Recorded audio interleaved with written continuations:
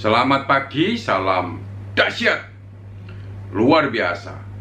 Jumpa lagi bersama Naked Trader 21.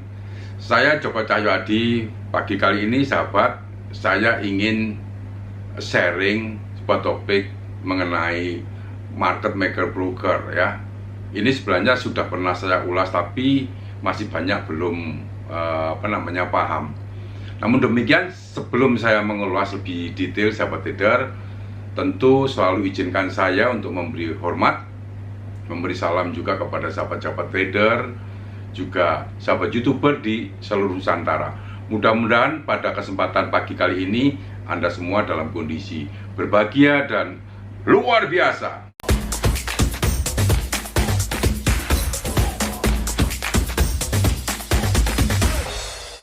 Baiklah sahabat trader, saya mencoba untuk menguraikan yang menjelaskan agar bisa dipahami lebih detail.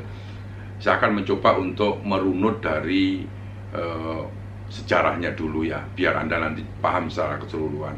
Awal muasalnya ya, perdagangan ini terjadi kan secara barter ya.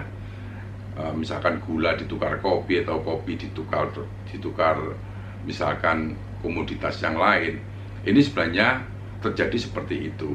Nah, kemudian muncullah lembaga yang namanya perbankan.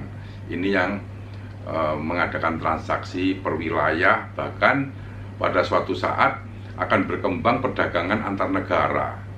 Nah, dengan perkembangan perdagangan antar negara, ekspor impor dan sebagainya, maka muncul namanya supply and demand. Jadi permintaan juga ada penawaran. Nah, disinilah akhirnya terjadi yang namanya perbedaan selisih harga karena ada permintaan dan penawaran. Nah, saya contohkan begini sahabat trader ya. Saya contohkan pada rupiah terhadap dolar misalkan. Misalkan Anda mempunyai 1.000 dolar secara fisik ya. Saat Anda membelinya harganya 14.000. Kemudian menjadi dolarnya menguat terhadap rupiah menjadi 14.100, maka Anda ada keuntungan 100 rupiah per dolar. Nah, karena Anda mempunyai 1.000 dolar, maka value Anda di rupiah itu ketambahan 100.000 rupiah. Nah, ini perdagangan secara fisik. Kemudian dengan perkembangan zaman ya, itu muncullah yang namanya perdagangan derivatif.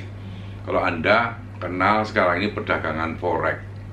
Nah, perdagangan derivatif ini muncullah yang namanya istilah leverage. Nah, leverage itu apa? Leverage itu adalah daya ungkit.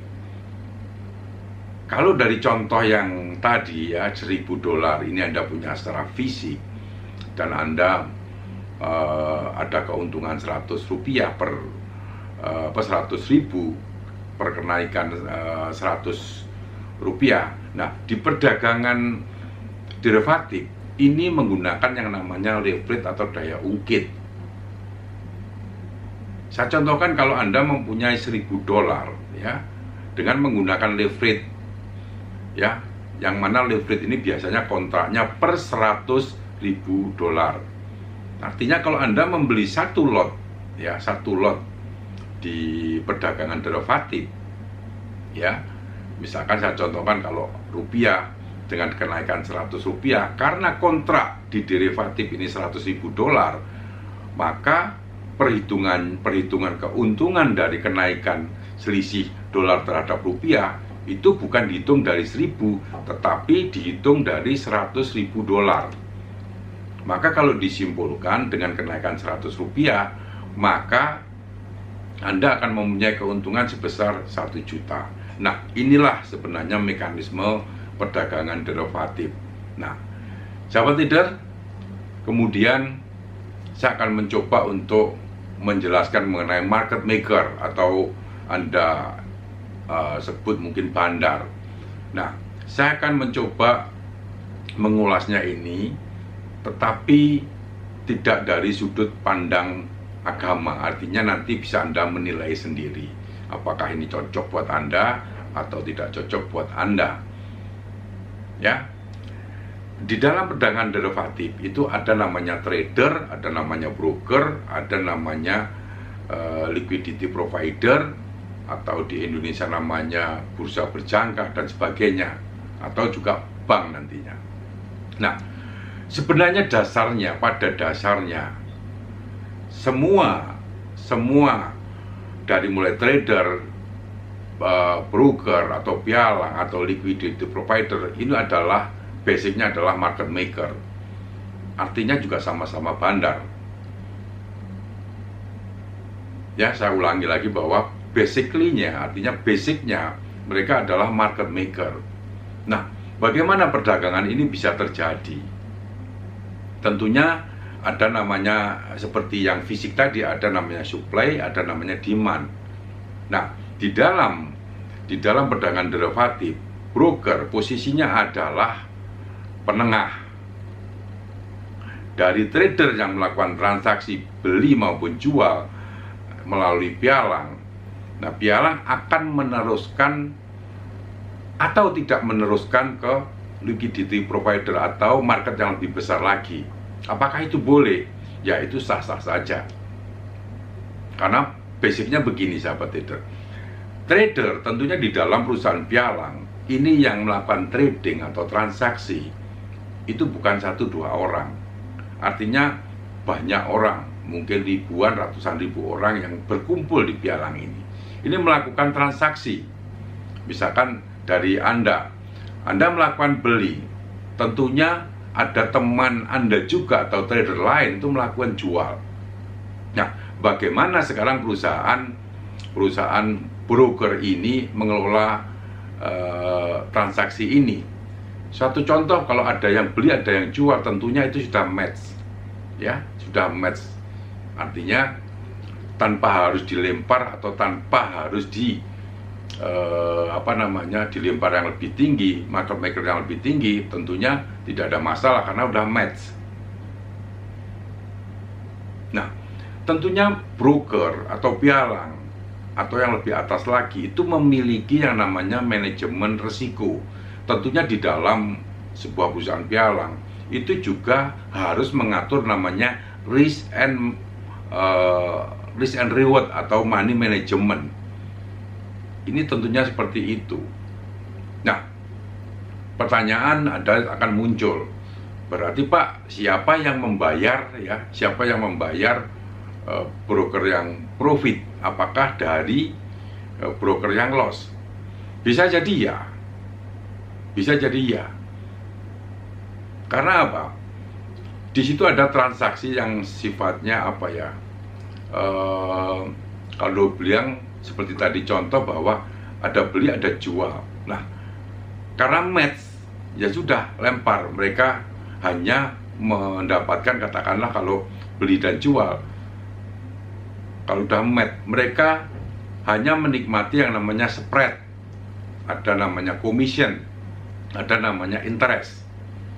Nah, pertanyaannya, kalau misalkan tidak ada match, artinya misalkan begini, dalam jumlah yang banyak, misalkan ada namanya open buy, katakanlah 1000 lot, di dalam trader ini melakukan transaksi ya ke perusahaan pialang ini ada 1000 lot. Nah, kalau nanti menang bagaimana Pak? Kalau profit bagaimana? Apakah trader atau apakah broker ini akan membayar? Nah, seperti tadi saya jelaskan bahwa semua mempunyai manajemen risiko. Misal saya contohkan begitu, 1000 lot ada beli ya di broker tersebut. Kemudian ada harga misalkan turun. Kalau manajemen risikonya bagus dan tidak tidak ingin risiko tinggi, maka sedikit ada turun di harga beli seluruh trader yang melakukan transaksi di pialang ini, maka broker atau pialang ini bisa melakukan bridging atau membeli atau melempar order ke perusahaan liquidity provider. Ya, bisa 1000 lot dilempar semua, bisa sebagian sebagian misalkan separuh dilempar ke liquidity provider, itu bisa seperti itu. Mungkin sampai di sini cukup jelas sahabat trader ya. Nah, artinya apa? Bahwa di dalam posisi broker sendiri ini juga mempunyai resiko. Saya contohkan misalkan, Pak, kalau seluruh broker atau trader ini beli dan kemudian harga naik dan tidak sempat, ya tidak sempat, artinya melempar order ke posisi yang lebih tinggi, bagaimana resiko, bagaimana posisi pialang tersebut? Itu adalah resiko pialang. Artinya apa? Semuanya kalau pialang ini terregulasi, tentunya ada aturan-aturan tertentu bahwa perusahaan pialang ini tetap harus mengkondisikan bahwa minimal equity dari trader atau player yang bermain di pada pialang ini harus sama di liquidity provider, artinya jaminan yang ada di sana. Jadi mekanismenya seperti itu. Jadi tetap harus begini. Kalau misalkan semua trader profit, dia harus top up. Nah, bagaimana kalau tidak bisa top up si broker ini ke perusahaan yang market maker yang lebih tinggi lagi? Ya, kalau diregulasi pemerintah di mungkin yang saya tahu di Indonesia, mereka akan kena suspend, akan dihentikan. Warning, kemudian dihentikan. Makanya perusahaan pialang ini harus selalu mempunyai minimal equity harus lebih tinggi daripada nilai yang ada di trader-trader di pialang tersebut. Intinya harus lebih tinggi. Ini yang sebenarnya mekanisme yang terjadi di dalam perdagangan forex seperti itu. Nah, kemudian juga sebenarnya banyak juga pertanyaan seperti ini. Pak, bagaimana kalau broker itu mengklaim bahwa perusahaannya adalah ECN, STP? Yang dimaksud begini, ECN itu misalkan dia langsung bridge, dia perusahaan-perusahaan ini tidak memakan order daripada trader-trader, artinya mereka langsung membuang ke posisi ke market maker atau yang lebih tinggi, liquidity provider. Jadi misalkan ada posisi dari trader, semua trader ini profit, maka pialang ini akan mengambil keuntungan dari liquidity provider untuk dibayarkan kepada trader-trader yang profit. Sebenarnya mekanismenya kurang lebih seperti itu. Sahabat trader, mudah-mudahan ini bisa juga dipahami ya, sekelumit ini. Jadi pertanyaannya, siapa yang membayar trader yang profit? Apakah dari trader yang loss? Bisa begitu.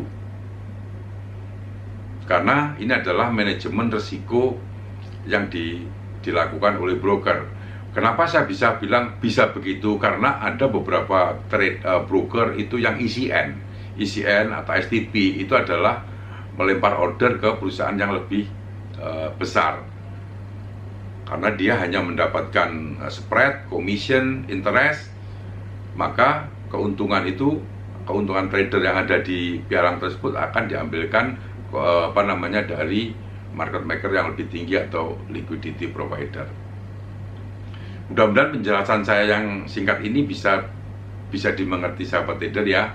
Tentunya kalau belum cukup jelas, saya persilakan. Kalau Anda ingin private berdiskusi dengan saya, silakan. Saya selalu mencantumkan WA di description, silakan add di sana.